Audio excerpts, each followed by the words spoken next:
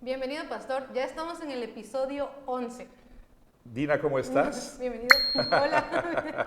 Bien, bien, gracias a Dios, pastor. Aquí sufriendo el calor de Yucatán. Mucho calor. Realmente ha Sí, habido mucho calor. sí, sí. Y a veces me atormenta porque la gente dice, no, ni siquiera ha llegado mayo. Y yo así, por favor, señor, no me atormenten antes de tiempo. Bueno, como dicen por ahí, la verdad es que el clima de Yucatán es muy fresco, pero no se siente por el calor. Bueno, bueno, Sí, pero no, bueno, en realidad sí ha hecho mucho calor sí. y me imagino que pues para ti aclimatarte pues es una tarea muy difícil realmente. Un poquito, pero gracias a Dios ya creo que lo he aguantado un poquito más. Pero Edwin lo vale, ¿no? Ah, por supuesto, mi esposo lo vale todo. No importa el calor, el sufrimiento, nada. No puedes decir entonces, a la luz de esta presente crisis Ah, bueno. climática. Bueno, lo amo, pero no tanto. Así que para entrar ya en contexto del tema del sermón, O sea, vive como si no hubiera calor. como que si no hubiera calor. Faltó poner ahí en la lista que Pablo puso, y a los que tienen calor como si no Como si no. tuvieran calor. Sí. Pastor, este sermón creo que fue muy directo al corazón, porque, bueno, aparte, ¿verdad?, de que usted fue muy práctico con sus ejemplos, pues prácticamente una de las 3 razones de esta miniserie, la gran serie, Sí. de por qué no casarse, que Pablo aborda, ya estamos en la segunda.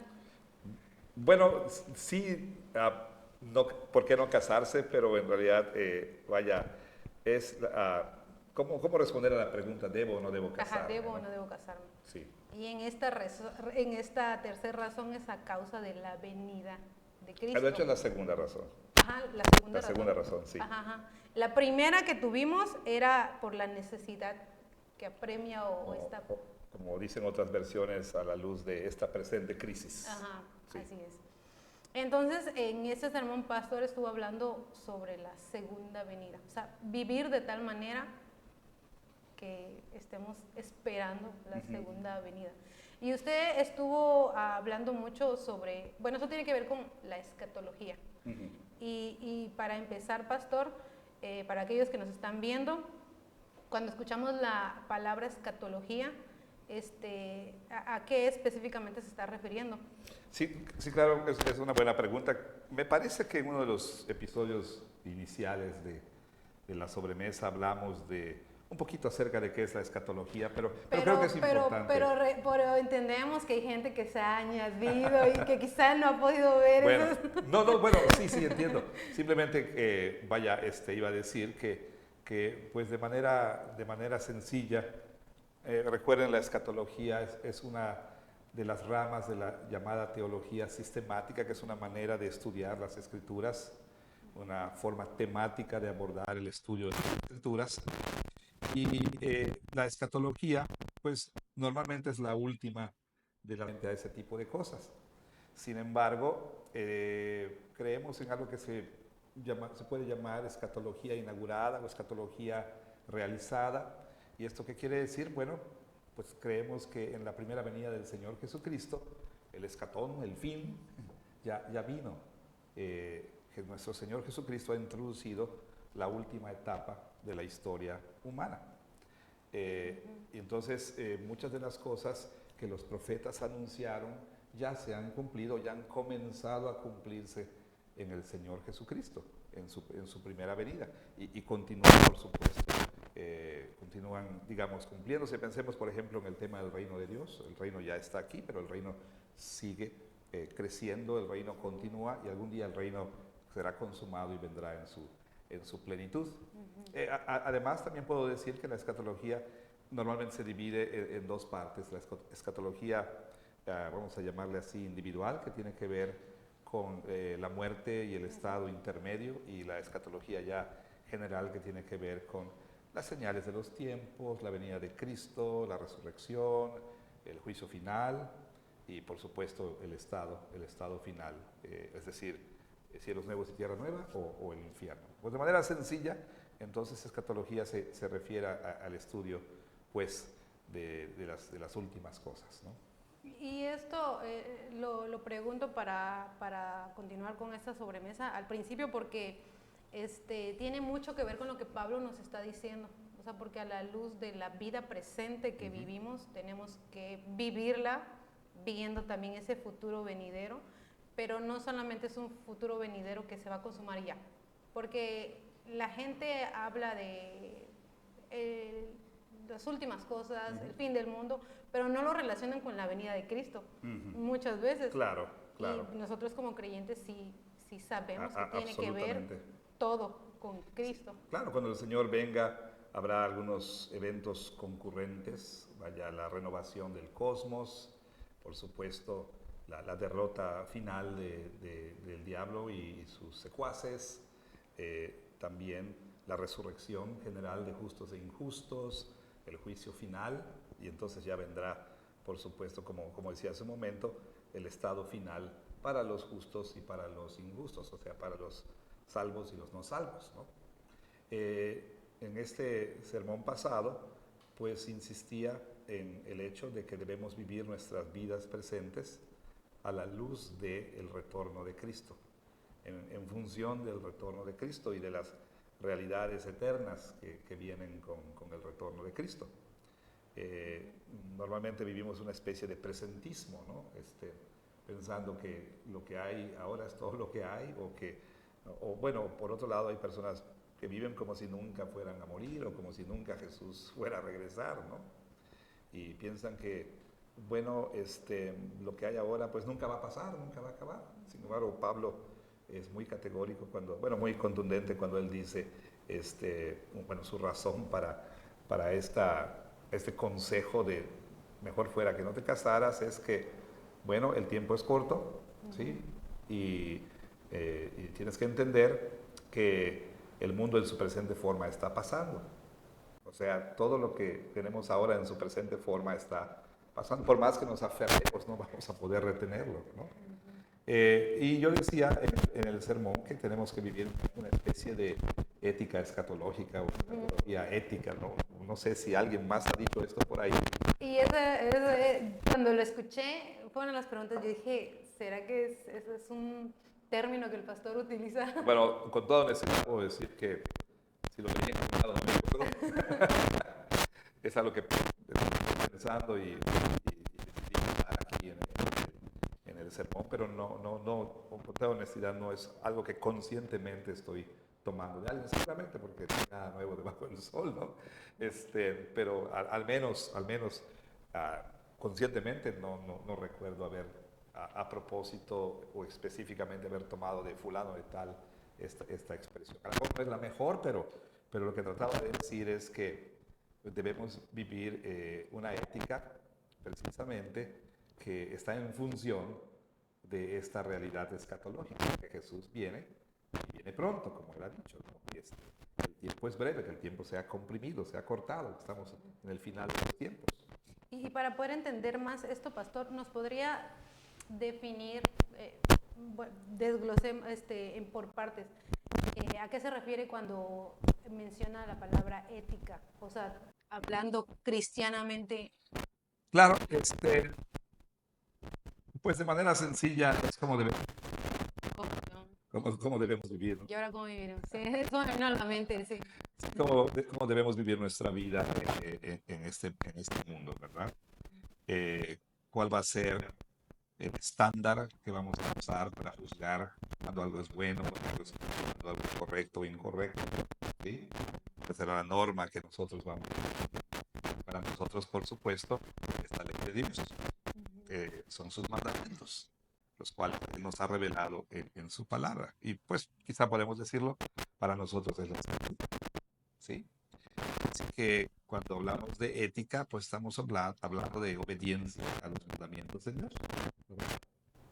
Okay. Y pastor, entonces cuando habla usted de ética, que vivamos con una ética, vaya, escatológica, tiene que ver cómo vivimos ahora en el presente, pero en miras al futuro. Sí, claro. Por eso usaba el término a la luz ¿sí? de la venida de Cristo. O sea, debo vivir en esta manera, ¿sí? Ah, ¿cómo esa realidad de que Cristo va a venir debe moldear, debe informar, moldear y afectar mis decisiones en el tiempo presente? Seamos prácticos, o sea, ¿me caso o no me caso? Eh, ah, ¿Estudio o no estudio? ¿No? Algunos dicen, como comentaba allá en el sermón, muchos malentendiendo la enseñanza de Pablo, pues empezaron a usar eso para como pretexto para no trabajar, para no encargarse de su actividad diaria. Más bien lo que estoy tratando de decir aquí es, bueno, ciertamente, y no sé si es Lutero quien dijo esto, me parece que a Lutero le preguntaron alguna vez qué haría si supiera que Jesús va a venir mañana, ¿no? Pues dijo algo así como iría y plantaría un árbol, algo así, ¿no? No sé si, creo que fue Lutero, me parece que dijo tal cosa, pero el punto es, no porque Cristo va a venir, aunque supiéramos que Cristo va a venir mañana, no quiere decir que no debemos nosotros cumplir con nuestros deberes, nuestras obligaciones. Dejar de cumplir. Así, exactamente, Ajá, no debemos dejar de cumplir. Claro, entonces lo que estoy tratando de decir es, bueno, la venida de Cristo debe informar el cómo yo gasto mi dinero, ¿no? En cómo empleo mi tiempo, mis recursos. Eso debe determinar mis prioridades, ¿sí? Entonces, quizá nos debe llevar a vivir con un sentido de urgencia más que de complacencia. Mi Señor tarda en venir, ¿no? Todavía falta mucho tiempo, o sea, ¿sí me explico? Debemos nosotros estar conscientes que el tiempo es breve, el tiempo es corto. Y eso nos debe llevar, por supuesto, a no desperdiciar nuestras vidas en aquello que pues no es es inconsecuente o no tiene valor eterno, no tiene peso eterno, ¿no? Entonces, básicamente lo que trataba de decir, cómo la venida de Cristo informa, moldea, ¿sí? Dirige la manera en que vivo ahorita, ¿sí? Mis prioridades, como dije hace un momentito, citando algunos ejemplos, cómo yo voy a, pues, por así que, gastar esta única vida que tengo, ¿no? Sí. Y pastor, ¿de qué manera nosotros podemos vivir así? O sea, de manera práctica, ¿cómo yo puedo vivir con una ética escatológica Claro. de manera práctica? Sí, vaya, déjame hablar un poquito más sobre esta ética escatológica. Si yo creo que Jesús va a retornar y que habrá un juicio, que habrá un destino final, pues entonces esto debiera hacerme pensar con respecto a qué clase de vida estoy viviendo, o sea, estoy viviendo conforme a los mandamientos de Dios o en rebelión, ¿sí? En contra de los mandamientos de Dios. Yo creo que realmente Jesús va a retornar. Digo, y no hace diferencia que lo crea o no lo crea, Jesús va a retornar. Ajá. Creo entonces, ¿cómo puedo estar andando en tinieblas, ¿no? ¿Cómo puedo estar yo practicando las obras de la carne? O sea, viendo que Jesús va a juzgarme, ¿no? Pero quería yo dejar también esto bien claro, o sea, hablamos acerca de ética, ¿verdad? ¿Voy a seguir la ética bíblica o voy a seguir cualquier otra ética, ¿no? Entonces, ese es otro aspecto, otra dimensión de lo que quise decir. Pero tu pregunta acerca de cómo vivir esta ética escatológica, bueno, creo que Pablo nos da la respuesta en el pasaje que fue 1 Corintios 7, 29 al 31. Él nos llama a vivir esta clase de vida, como si no. Como si no. Creo que ahí se resume, pues, frase y resume muy bien lo que él quiere decir. Pablo no se opone de ninguna manera a que nosotros tengamos, por supuesto, relaciones familiares, ¿sí? No está condenando el matrimonio, no está condenando la familia, no está condenando tener un trabajo, no está condenando hacer negocios, no está condenando disfrutar del mundo, no está condenando absolutamente nada de eso. Sin embargo, él está diciendo, a la luz de la realidad de que el tiempo es corto, es breve, y que este mundo en su presente forma está pasando, entonces debiéramos vivir en una forma que él llama como si no. El casado dice, viva como si no estuviera casado. Y eso sencillamente quiere decir, bueno, tu cónyuge nunca debe tomar el lugar de Cristo y su reino. Vaya, tu cónyuge es quizá el amor más grande que tienes aquí en la tierra. Y sí, ama a tu cónyuge, pero no tanto. No tanto al punto en que Cristo quede en segundo lugar, en que hagas a un lado su reino y sus propósitos y sus prioridades, que por atender a tu esposa, ¿no?, o a tu esposo vas a ser negligente con tu deber como creyente de avanzar el reino de Cristo, entonces ahí hay un problema, estamos teniendo un problema. Claro que está también, por supuesto, el otro extremo en el que muchos han caído, que es poniendo, digamos, de excusa una devoción al Señor, son negligentes con su familia, ¿sí? No atienden a su familia, no cuidan de su familia, eso también está mal. O sea, Pablo no está aquí diciéndonos que debemos nosotros descuidar a la familia con tal de servir al Señor. De hecho, a veces sucede, y puede suceder a los pastores, más que quizá a otros que estamos cuidando a todo el mundo menos a nuestros hijos, ¿verdad? Y quizá por eso muchos hijos de pastores se rebelan en contra de sus papás, porque pues papá tiene tiempo para todos menos para mí, ¿no? Y una de las preguntas, pastor, era esa duda de cómo podemos balancear esto, de no irnos a los extremos, de cómo puedo servir ministerialmente y servir a mi familia y no irme a los extremos, sino perder esta perspectiva de poder honrar al Señor, tanto en el ministerio como en familia. Claro. ¿Cómo podemos a vivir de tal manera de que no me incline a uno o hacia otro, porque pues ahí ya caemos en pecado? Sí, sí, por supuesto. Podemos mencionar varios ejemplos. El domingo hablábamos de la idolatría de los padres con respecto a sus hijos, ¿no? Mientras que es cierto que la Biblia nunca jamás nos manda que cada vez que la puerta de la iglesia se abra, ahí tenemos que estar, ¿no?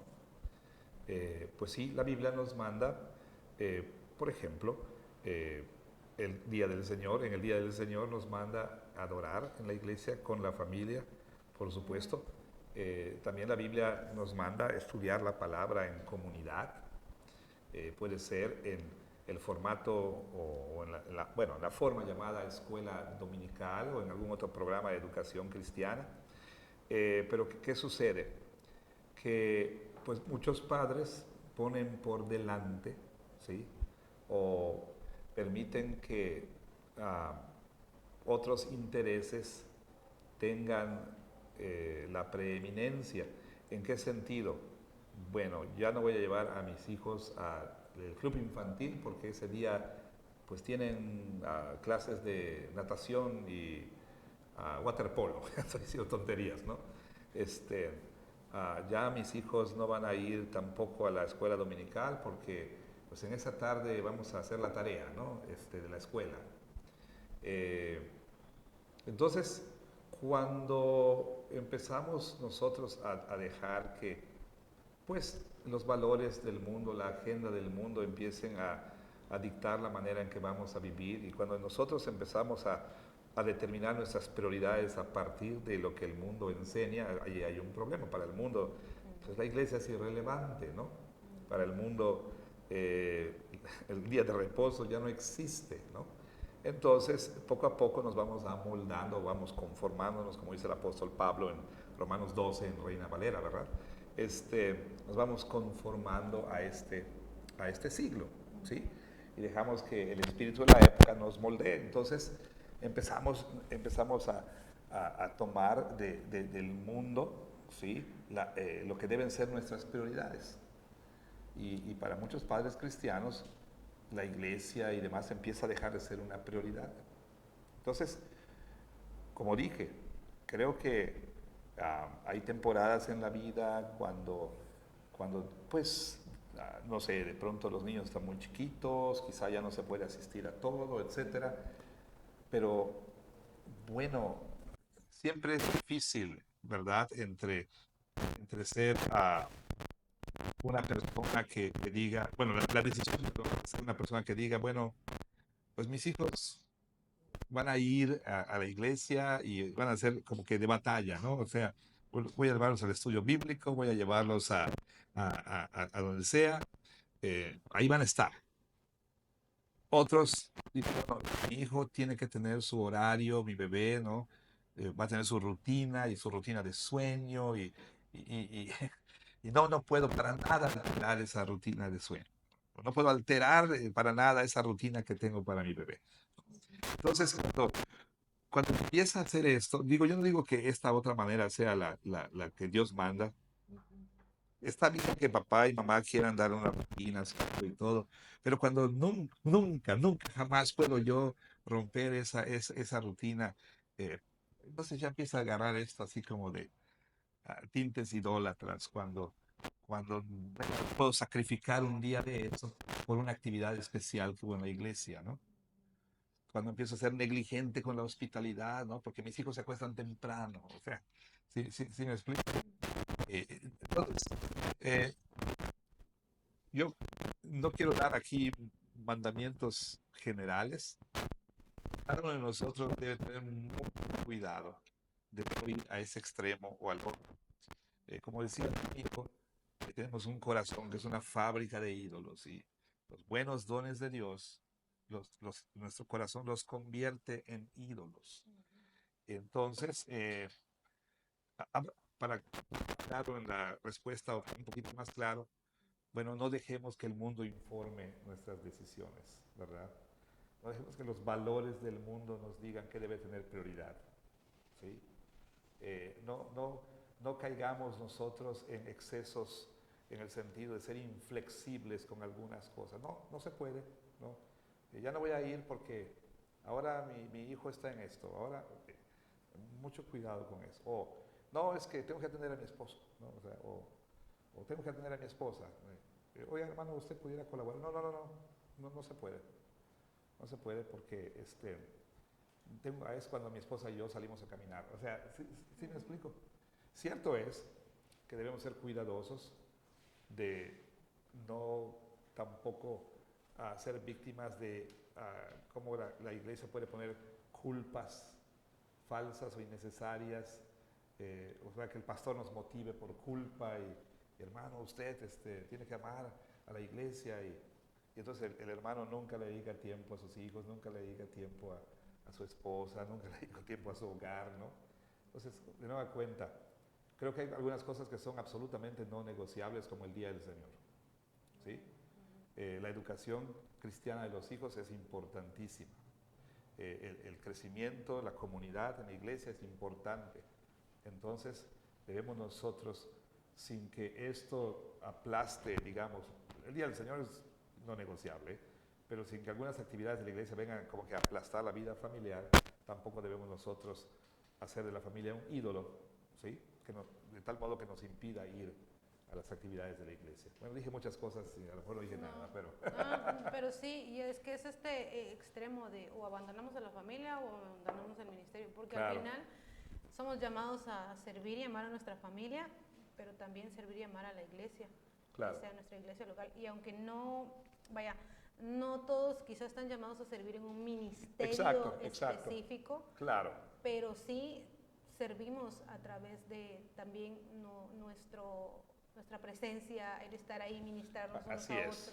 Adoración, comunidad, servicio, crecimiento en conocimiento de la palabra, son cosas que no debemos nosotros tenerlas como muy negociables, ¿no? Definitivamente, como tú dices, no todos quizás estén llamados a ser los líderes de un ministerio, pero sí todos estamos llamados a estar en ministerio, ¿no? No recuerdo si usted, pastor, en esta sobremesa o en otra sobremesa, no es cierto. No, ¿Cuál otro sobremesa? no. Mencionaban el ejemplo de una mujer muy grande y muy anciana que iba a la iglesia constantemente, y una persona se sintió muy confrontada de ver a la persona ahí día tras día en la iglesia adorando, y esta persona decía cómo el cuerpo mismo, como miembros, nos servimos unos a otros, porque muchos hermanos eran alentados a perseverar en la fe a causa de esta ancianita que se mantenía firme, constante en la adoración pública. Entonces, mi punto es que muchas veces vemos el servicio o el ministerio, el ministrarnos unos a otros como algo específico que hacemos, y muchas veces, o sea, con cosas tan cotidianas que se hacen dentro de la misma iglesia, puede ser una oportunidad para que veamos la fidelidad de otros y nos anime, y eso nos hace crecer en gracia. O sea, el punto es que podemos ministrarnos unos a otros hablando del servicio. Claro. Y pastor, Bueno, no sé, perdóname si me permites Ajá. un segundito. Es el punto de Pablo, ¿no? Aquí Ajá. en el pasaje. Ok, ama a tu esposo o tu esposa, pero no tanto. Ama a tus hijos, pero no tanto. O sea, ok, está bien que decir, bueno, está medio el clima un poquito así, medio difícil. No, porque le va a dar catarro a mi niño, no voy a ir, ¿no? Cuídalo, pero no tanto, ¿sí? Porque de pronto si aún cristianos, cuando hay, no sé, la más mínima variación en el clima, se pone un poquito fresquecito y demás aquí, un poquito frito, que aquí en Yucatán significa 25 grados, ¿verdad? No, Calor perdón. de allá. Sí. Entonces no encierran a sus hijos, no, es que se van a enfermar. Habrá que tener mucho cuidado con eso. La línea es muy delgada, muy delgadita, ¿sí? Entonces, por eso Pablo dice, vive como si no, ¿sí? O sea, al final del día, te guste o no, tu cónyuge, tus hijos, etcétera, tu familia está pasando, esta presente forma está pasando, ¿sí? Entonces no te aferres tanto a esto. Claro que tienes una responsabilidad, y tu responsabilidad es lo que Dios nos dice en su palabra: amar a tu cónyuge, servir a tu cónyuge, etcétera, amar a tus hijos, cuidar de ellos, protegerlos, etcétera. Pero no al punto que eso te impida la devoción al Señor, te impida el servicio al Señor, ¿sí? Por eso, como vamos a ver en el próximo sermón, Pablo está diciendo en su tercera razón: tienes que entender que el matrimonio es maravilloso, pero vas a tener muchas complicaciones. Y no es que sea malo. Pablo no está diciendo que cuidar a tu cónyuge es malo, pero tienes que entender que ahora vas a tener que, en ocasiones, tener cierta dificultad para dedicarte de lleno a algo, porque tienes una responsabilidad de cuidar a tu cónyuge. No puedes simplemente decirle: estás enferma, mi amor, bueno, ahí llámale aquí está el número de la farmacia y pide. No, ya no vas a poder ir qué sé yo, al proyecto de servicio de evangelismo, porque tienes que cuidar a tu cónyuge. Sería una irresponsabilidad no hacerlo, ¿sí? Entonces Pablo dice, por eso piénsalo. Piénsalo antes, ya después no. O sea, ya después que te cases, pues no vas a poder estar diciendo, no, es que tengo que servir al Señor y ahí nos vemos, ¿no? Claro, entonces, pero ese es el asunto del sermón que viene ahorita. Pablo hablaba pues de que todas estas cosas se pueden volver ídolos, reinos rivales, ¿no?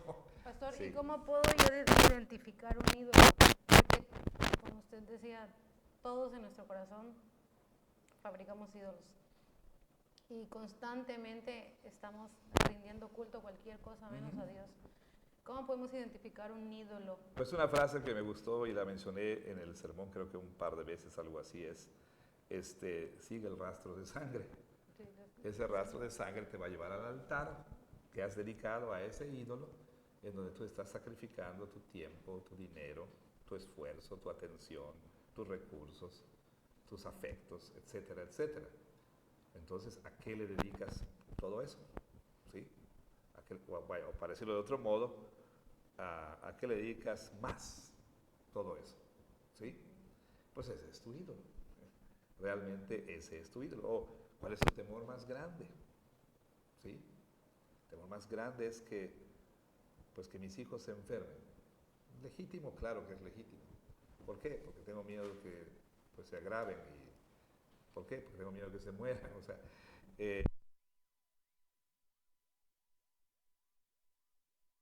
decir del corte o solo lo va a tintirín. Dos, uno. sí, no, bueno, y es difícil a veces, tomar una decisión, o para ponerlo de otro modo, es muy difícil darnos cuenta cuando estamos yéndonos para el lado de la idolatría, de cualquier otra cosa, ¿sí? O cuando estamos yendo para el otro lado, que tiene que ver con, pues, descuidar deberes, ¿sí? Deberes, responsabilidades, poniendo de excusa una devoción al Señor, ¿sí? Un servicio al Señor. Entonces, tu pregunta una vez más, ¿cómo detecto mis ídolos? ¿Cómo veo su grotesca silueta en mi corazón? Por ahí David Paulison tiene pues vamos a llamarle así, un material o un escrito, pues, que tiene que ver con preguntas que llama preguntas rayos X, ¿sí? Y es una serie de preguntas que realmente nos ayudan pues, a visualizar esa silueta de los ídolos en nuestro corazón. Preguntas, como decía hace un momento, ¿cuál es su temor más grande? O cosas como, si tan solo, rayita, ¿verdad? Entonces sería feliz. Ese tipo de preguntas que nos ayudan a pensar, bueno, ¿qué ha llegado a ser tan central en nuestra vida? ¿Sí? ¿Qué ha llegado a ser algo que nosotros consideramos es indispensable o de otro modo no podríamos vivir o de otro modo no podríamos funcionar? Que ha llegado a ser el centro funcional de nuestra vida, ¿no? Y pues en relación con lo que estamos diciendo aquí, el matrimonio puede llegar a ser un ídolo, la familia puede ser un ídolo, el trabajo puede ser un ídolo, las mascotas pueden ser un ídolo, Y sí que lo son. el cuerpo puede ser un ídolo, la diversión, la comida, el, bueno, el trabajo, la escuela, ¿sí? Los grados académicos, bueno, la lista sigue y sigue, ¿no? Entonces, por eso Pablo nos dice, ama todos esos buenos dones que Dios te ha dado, pero ámalos en su justa medida, ¿sí? No los ames demasiado.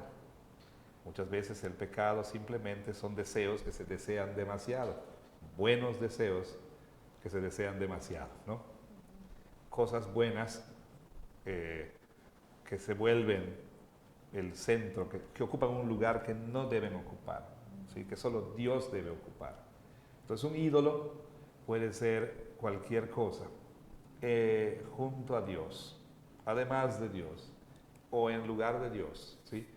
En lo cual estamos tratando de encontrar lo que solo Dios nos puede dar, o que, bueno, está ocupando el lugar que solo Dios debe ocupar, o que recibe la atención que solo Dios debe recibir, que recibe la devoción que solo Dios debe recibir, etcétera, etcétera, ¿no? Entonces, cualquier cosa puede ser un ídolo. La lista de Pablo aquí de situaciones cotidianas no tiene el propósito de ser, o no busca ser exhaustiva, pero creo que Pablo cubre bastante bien, ¿no? Diferentes áreas de la vida que amamos muchas veces demasiado, ¿no? Muchas veces.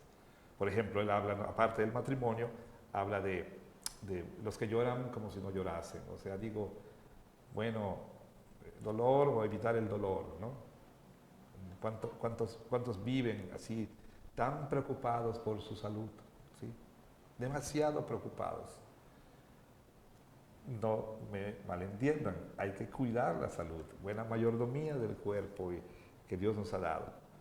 Pero eso se puede volver una idolatría, estar pendiente todo el tiempo de cuántas calorías, ¿no? Que es que si cocinas con plástico, que te va a salir no sé qué, y que no, que yo leí aquí en tal lugar que que no debemos nosotros combinar esto con aquello. Y entonces, pues ya son personas que entiendo que cuando hay una situación de salud, diabetes o algo así, pues cuídate, ¿no?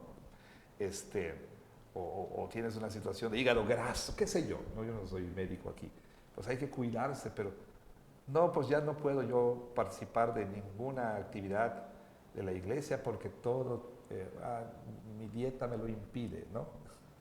O sea, con demasiada preocupación por cuidar el cuerpo. Bueno, tal vez es un ejemplo exagerado el que estoy dando, pero como decía en el sermón, creo que el COVID reveló cuánto amamos la salud, cuánto idolatramos la salud, cuánto amamos nuestra vida, ¿no? cuánto protegemos, ¿sí? Nuestra salud a costa de... Recuerda cómo empezamos a evitar por completo la hospitalidad, no queremos recibir a nadie en nuestra casa, a nadie, ¿sí? Nos encerramos. Entonces no a convivencia, los padres dejaron de mandar a sus hijos a las reuniones de jóvenes, la gente dejó de ir a las iglesias y ya no queríamos que nadie pisara nuestra casa, ¿sí? Porque podían traer el COVID. Yo entiendo, por eso digo, es una línea muy delgada, ¿sí? Muy delgada, pero cuando ya de plano, esa área o cualquier otra, pues se vuelve lo más importante, entonces eso ya es una idolatría funcional, ¿no? Y ya para terminar, pastor, hablando del... Entonces, nuestro problema es el extremo, ¿verdad? De irnos a uno u otro lado. Pero hablando del disfrute correcto que debo de tener, porque al final, o sea, si también debo, o sea, es una bendición, los buenos dones del Señor se nos han sido dados para que los disfrutemos, claro, para que los gocemos. Claro. ¿Cómo puedo yo disfrutar correctamente de esos buenos dones de Dios? Porque también puedo caer en el extremo de decir, tener miedo a que, estoy disfrutando. Sí, como decía, creo que era el papá de John Piper que decía, ¿no? Un ejemplo de, o sea, qué rico está este helado, está tan bueno que debe ser pecado. pues no, ¿verdad? Sí, claro, o sea, podemos caer también en una parálisis, ¿no? Digo, no voy a poder hacer nada, porque qué tal si es un ídolo, ¿no? De hecho, Pablo dice en 1 de Timoteo, hombre, come, da gracias a Dios y disfruta sus buenos dones. Ahora, creo que es una pregunta muy, muy buena, muy, muy importante, que ameritaría pues un mejor tratamiento, pero lo que pudiera decir en este momento es lo siguiente.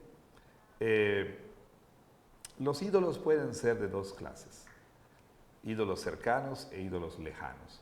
Los ídolos cercanos son cosas concretas, como por ejemplo mi esposa, mi esposo, mi hijo, mi hija, mi perro, o sea, tal vestido, mi carro, qué sé yo, ¿no? Han llegado a ser lo más importante en nuestra vida. Los ídolos lejanos son cosas abstractas, control, aprobación, ese tipo de cosas, ¿sí? Pensemos, por ejemplo, cómo de pronto un ídolo cercano simplemente es una especie de instrumento, ¿sí? Que me sirve para satisfacer a este ídolo lejano. La aprobación, pensemos. Pon tú que hagas tú de la opinión de tu esposo, de Edwin, lo más importante, ¿sí? Y si Edwin te dice, Dina, lo que dijiste, la verdad, no estuvo bien, y tu mundo se viene abajo, ¿no? Sí, pastor. Tu mundo se viene abajo porque su opinión es lo que hace que estés de pie o que caigas, ¿no? Bueno, ciertamente es un ídolo cercano, ¿no? Pero por otro lado, pensemos cómo realmente tú estás usando a tu esposo para que puedas tener satisfecho a ese ídolo lejano que es la aprobación. O sea, simplemente le succionas la vida, ¿no? ¿Sí? ¿Por qué quieres? ¿Qué quieres? Finalmente, ¿qué quieres? La aprobación. Pensemos, por ejemplo, en el celular. El celular, el smartphone, cualquiera que este sea, puede ser un ídolo. ¿Por qué? Porque ahí se me va mi dinero, ahí se va mi atención, ahí estoy todo el día, ¿no? Pero al mismo tiempo que es un ídolo, puede ser un facilitador de ídolos, ¿sí? Ahí estoy tratando de encontrar significado, valor, atención, aprobación, etc. Y así por el estilo. La comida se puede volver un ídolo, claro. Ahí gasto todo mi dinero, por supuesto. Pero por otro lado, uso la comida ¿para qué? Llenar un vacío más profundo que el físico, darme alegría, darme paz. Entonces, con todo eso estoy diciendo que ¿cómo puedes disfrutar, por ejemplo, un helado? Un helado lo puedes disfrutar, puedes ser libre para disfrutarlo cuando no estás buscando en el helado, ¿sí? Algo que solo Dios te puede dar. ¿Ok? En el momento en que yo estoy haciendo ejercicio, por ejemplo, porque quiero estar muy fit, muy con cuerpazo y demás. En mi caso es puercazo, pero o sea, en otros casos es cuerpazo, ¿no? Pero ¿por qué? ¿Por qué? Y te estás matando en el ejercicio ahí, ¿por qué? Porque estás buscando que el ejercicio te dé algo, no nada más una buena figura, algo más allá, ¿sí? Estás tratando de encontrar tu significado. O sea, tu significado se ha vuelto tener ciertas medidas, cierta figura, llenar ciertos estándares, ¿sí? Entonces, cuando los amores en términos agustinianos ya están desordenados, ¿sí? Entonces es donde tenemos esos problemas. San Agustín decía, parafraseando lo que él dijo, ama a Dios y haz lo que quieras, ¿no? Si amas a Dios por encima de todas las cosas, puedes hacer cualquier cosa, lícita, por supuesto, ¿sí? ¿Por qué?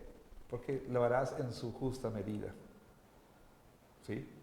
Lo harás en la proporción de vida, ¿sí? Ama a Dios y come, ama a Dios y disfruta a tu cónyuge, ama a Dios y bueno, pensemos también en algo que el apóstol Pablo platicábamos tú y yo así fuera del aire. No, platicábamos hace un momento pasajes como la manera en que Pablo concluye su carta a los Efesios, ¿no? Pablo habla de aquellos que aman a Dios con un amor inalterable, dice la Reina Valera, o algunas otras versiones dicen, por ejemplo, incorruptible, inmarcesible, pero también hay versiones que hablan de un amor que no falta, que no se acaba, claro. ¿Sí? Y también Pablo en 2 de Timoteo capítulo 4 dice que él ha peleado la buena batalla, ¿no? Que ha acabado la carrera, ha guardado la fe. Lo único que me espera es la corona de vida, es lo único que me aguarda, esa corona de vida que Dios me ha prometido, no solo a mí, sino a aquellos que aman su venida. Y voy a intentar entonces integrar todo esto, ¿no? Si realmente amo la venida de Jesús, ¿okay? Si de verdad quiero verlo, si de verdad deseo verlo, ¿ok? Voy a vivir en función de eso. Voy a vivir en función de eso. Quiero ya estar con mi Señor, ¿sí? ¿Cómo entonces, si yo amo su venida, eso va a hacer que yo viva de cierta manera en el presente tiempo, ¿sí? Casarme es la mejor decisión, ¿sí? Quedarme soltero es la mejor decisión. Bueno, Pablo aquí realmente está diciendo que la única manera en la que nosotros podemos decidir entre una u otra manera de vivir, pues tiene que ver con si el Señor va a ocupar el primer lugar en mi vida. Porque así como puedo yo, al casarme, potencialmente tener obstáculos para mi devoción al Señor. Mi cónyuge es un ídolo potencial, ¿no? Mis hijos, etcétera. Casa, cuidar de la casa, etcétera, ¿no? Las mascotas, en fin. Así también la soltería.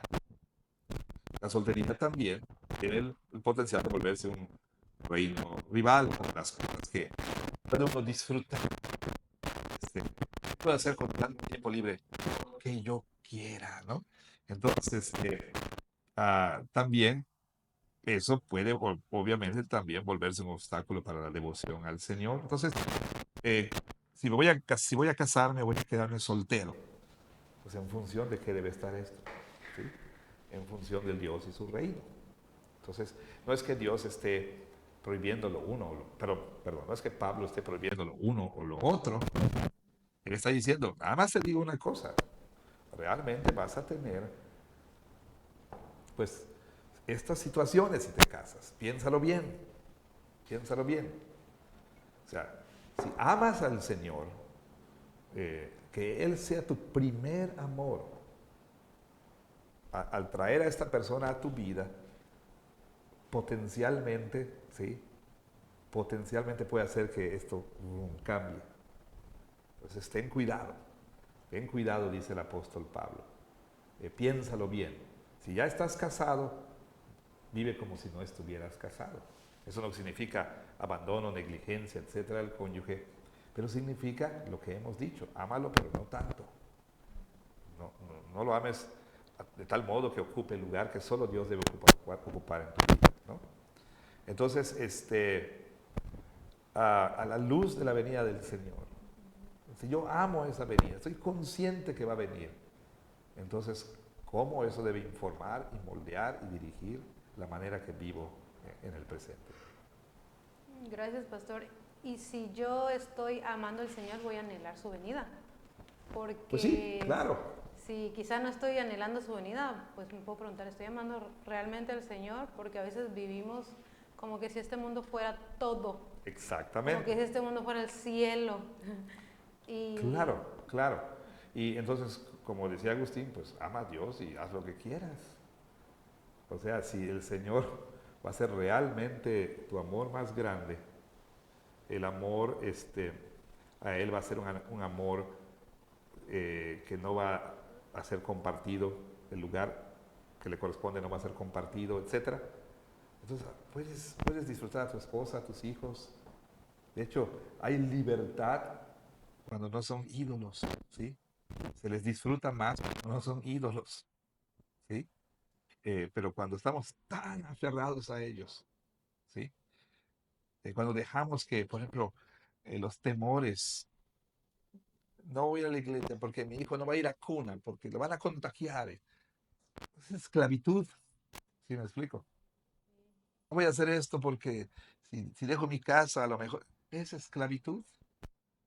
Es que no puedo ir a la iglesia, hermanos, porque eh, me da miedo que entren a mi casa. Es esclavitud. Bueno, asegura tu casa lo más que puedas y confía en el Señor, ¿sí? Y punto. Entonces, la mejor manera de poder disfrutar de todos estos dones que Dios da es que Dios sea nuestro amor más grande, y al amarlo a Él podemos hacer esto y podemos hacer aquello, hacer lo otro, ¿sí? Siempre y cuando sea lícito. Haz lo que quieras. Podrás disfrutar un helado de vainilla, ¿no? Sin que estés buscando en el helado de vainilla algo. Vas a ser libre para disfrutarlo. Vas a dar gracias a Dios. Y si hubo helado, bendito sea Dios. Si no hubo, también. Porque no lo voy a amar tanto. Entonces no voy a gastarme todo el dinero para que haya un helado de vainilla en mi casa. Porque es lo último, es lo máximo. ¿Sí me explico? Y no voy a permitir que ese helado de vainilla ocupe el lugar de mis ofrendas para misiones. O sea, ¿sí me explico? Entonces, Pablo por eso dice, vive como si. gracias, pastor. Y de verdad que Dios nos ayude a amarlo, porque pues al final somos llamados a amarlos y también tenemos el privilegio de poder amarlo. O sea, el Señor Amén. produce en nosotros ese mismo amor y podemos pedirle al Señor, Señor, perdóname porque no te estoy amando como debo de amarte y porque quizás nunca lo vamos a amar como deberíamos de amarlo, pero Él va a perfeccionar en nosotros ese amor. Así es. Y va a producir en nosotros ese amor. Amén. Por su gracia, ¿verdad? Amén. Así Entonces, muchas gracias, pastor, por esta sobremesa. Ya terminamos. O sea, hay que amar la sobremesa. Pero no tanto. Hay que grabar, pero no tanto. Bueno, no, vamos a seguir grabando. Y no era esta la última sobremesa. Ah, sí, por cierto, quienes recibieron el mensaje aparentemente entendieron que esta era la última sobremesa. No. Dios no quiera que sea la última sobremesa. La última que habíamos grabado, no lo Así expliqué es. bien, pero no. Vamos a continuar con esta serie dentro de la serie y de la gran serie de Corintios. Pues muchas gracias a todos. Gracias, Dina. Gracias, pastor. Hasta la próxima.